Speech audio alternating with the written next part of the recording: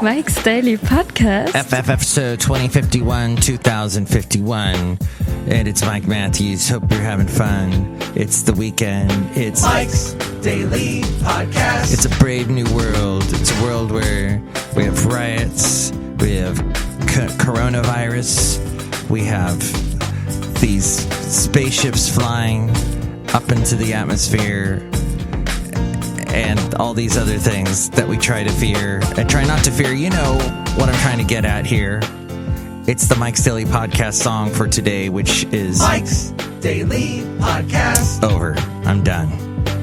Oh, you know what else I'm done with is Community. I finished Community last night. Wow. Mike's It ended Daily on a very meta, Podcast. very interesting way of breaking itself down. It broke itself down in its script. I would just love to get every single script from that show and just go over every little way they did the little comedy, the comedic lines of every word said. Some of it just said so quickly, it flew right past. I think it flew right past a lot of people. That's why maybe it wasn't the most popular show that ever made it on TV. It wasn't a Friends, but apparently it had a huge audience on the internet. Hey, here is a voicemail that Mike Matthews got recently. Perhaps you got the same one. This is your final courtesy call. You should have received a mail. Press 1 to be connected to a warranty specialist. Warranties and mileage and time, since they must be extended before your vehicle reaches certain mileage again. Press 1 to be connected to a warranty specialist. Hi, this is Ann with the warranty department. Our records show that your vehicle warranty has expired or is about to expire. This is your final courtesy call. Or do you get these texts that are sent to you addressed null? My name's not null. Addressed to you to say, oh, you need to click here or touch this link, and then bam, your phone's got a virus. And here's today's podcast picture. Apparently, Anne repeats herself several times in this from the warranty department. Thank you, Anne from the warranty department. Now don't ever talk to me again. The podcast picture today is of myself. If you didn't know what I looked like, now you do at MikesDailyPodcast.com. This podcast picture taken by my lovely lady friend recently when we were playing around with some Anchorman. Well, I guess this was swag from an Anchorman 2 premiere that I went to. When did that come out? 2014? 13? Way back when. Isn't that right, Bazzy? Yes, that movie wasn't as good as the original. It had some funny parts, but yeah. I don't know why I went to it either. Oh, it was free. That's right. It was a free premiere. See that picture at MikesDailyPodcast.com, having some fun with the big mustache that Will Ferrell grew for that fun Adam McKay movie, which Adam McKay went on to do The Big Short and Vice and some serious movies after that. Here is something I found interesting. A theater that my mom likes to go to in Florida called the Athens Theater is doing this virtual watch. It's a Rock and Virtua Rolla. And they sent me, I get these, oh, hello, lovely lady friend. Here, I'll turn on your microphone if you want to say anything. Yeah. The Athens Theater will premiere Seasons of Love tonight, featuring 4 couples you have probably seen on our stage before. My mom loves going to this. This is where I saw Cabaret with my mom, and what was that other one? The one with, I'm going to wash that man right out of my hair. Dang, what was that? The South Pacific. There you go. This is all the musicals I've seen with my mom. So this is a virtual events fundraiser. Don't you love, lovely lady friend, the brick that they put in the background of this email that they sent to me? Oh, yeah. I couldn't tell that's what it was from where I was sitting, but yeah. It's brick. It's lovely. Because the Athens Theater is this old brick theater.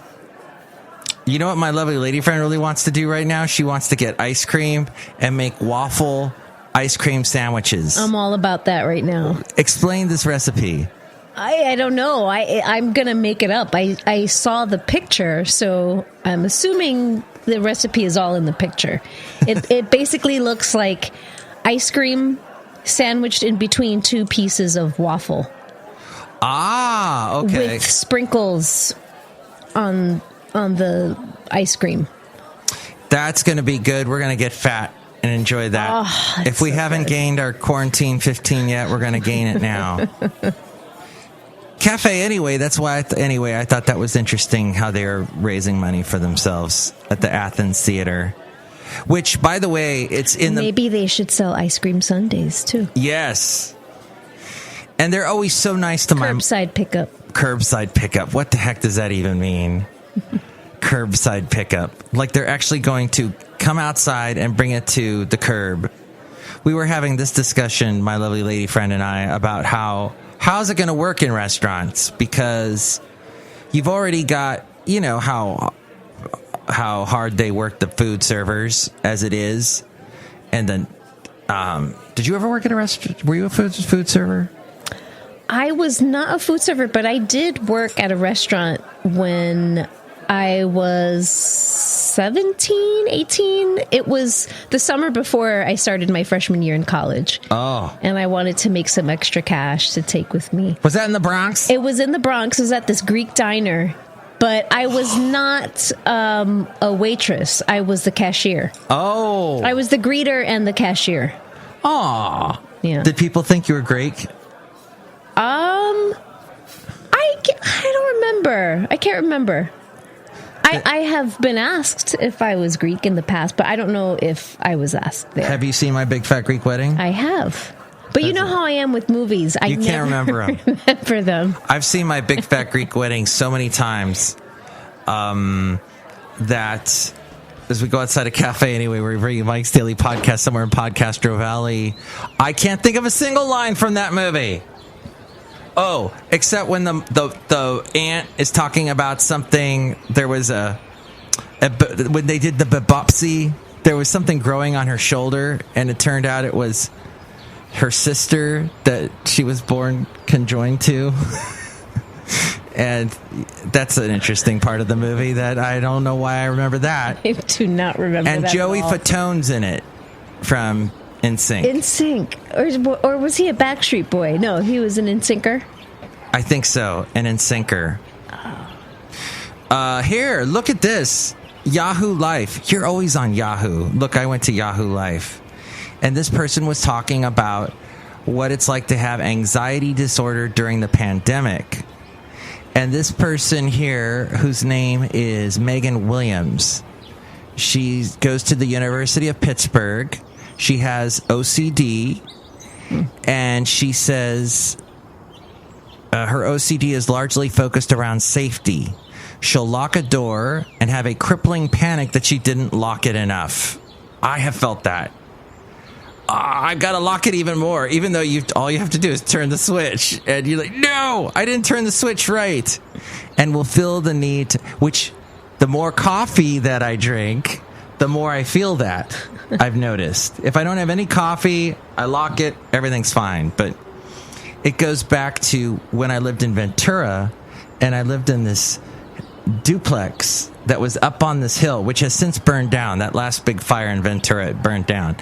But I would leave. Someone didn't check their stove. Yes. No, that was the wildfires. I don't know what caused those fires in Ventura a couple of years back. But since I was sort of all the way there was wilderness behind me.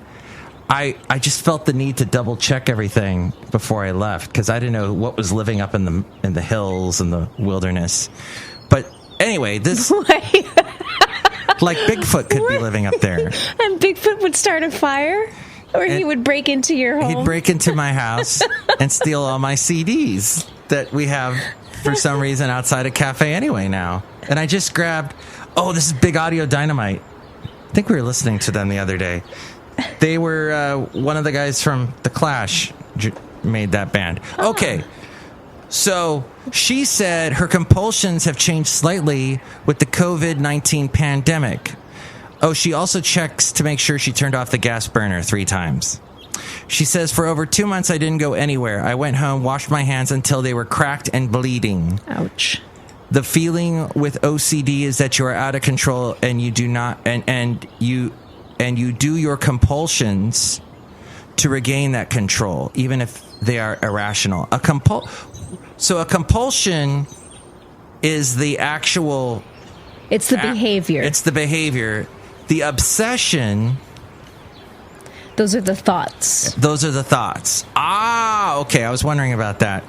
I asked that question on a podcast, and I asked people to call in with the answer to that question, and no one did. So thankfully you're here, because no one called 336MM Daily. That's 3 + 3 = 6. MM as in Mike Matthews. Daily as in what this podcast is.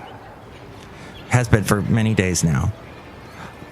She also said she struggled with news reports. It seems now that my compulsions aren't obsessive, but they are logical. She obsessively checked her feet for coronavirus toes. Oh, wow. After news broke that they can be a symptom of the virus. You can't look at feet longer than I looked at my own feet, she said. She also was especially nervous about states reopening. One of the number one things that's frustrating about OCD during coronavirus is I can't control what other people do, no matter how much my OCD is screaming at me to control what other people do. So now here are other states opening. Dang. So that's a whole thing about that. God, I cannot imagine. That must be so horrible. You essentially can't function because you're totally taken over by this need to do these behaviors over and over and over again. It's never enough. And actually, the more you do it, the more it actually feeds the anxiety. Wow. Interesting. A wise person once told me that animals, they just, they have their things they fear and they're done with it. Whereas humans, we have this imagination that makes it even bigger and more threatening than what it really is. Yes. And for people like me that have humongous imaginations, you could just go crazy. Which I may have done. I don't know. Yeah, no, it's true. Like the entire movie industry, the entire entertainment industry is built on this ability to imagine. And that's right.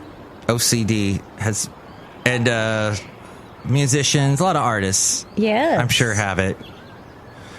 Doesn't that guy from, is it the X Factor? He's one of the judges, Howie Mandel, or he was in that show with the game show with the suitcases. Yes. The briefcases. He was fist bumping before the rest of us did after the COVID-19. Oh, okay. Well, on an uplifting note, as we were being lifted up by rockets thanks to Elon Musk, this afternoon, NASA launched astronauts into space aboard Crew Dragon, a spacecraft built by Elon Musk's company SpaceX. 2 NASA astronauts, Robert Behnken and Douglas Hurley, they had a stuffed dinosaur with them. But the little stuffed pal, he lightly bounced. What? What? The light bouncing off the dino's sequence really caught the camera, and when the spaceship reached zero gravity, he slid out of his seatbelt and gracefully floated up towards the lens. Elon Musk loves doing this with like that one rocket he launched, and there was a car on it with a mannequin sitting in it. He had this. What was the? Did they have a name for the stuffed animal? I don't have it here for the dinosaur. Yeah, this according to Mashable. The Demo 2 dinosaur plush toy is what it was. Is, I guess, similar to what you can get. But, it's called Tremor Dinosaur. It's from the TY Flippables collection. Oh, okay. And another interesting thing, they did a test rocket yesterday. Nobody was on this test rocket. It was just a test rocket. It blew up. And that's the rest of the story, I guess. It blew up? Yeah. Yikes. Yeah. Back to square one. But I think everything went well with the astronauts. Wait, sorry. So I may have lost track here. The dinosaur was on the spaceship that blew up the rocket? No. Oh. No, the dinosaur was with the astronauts. That did not blow up. What? Oh, okay, sorry. I'm not paying attention. It was a prototype of the new SpaceX rocket. It blew up in Texas, actually.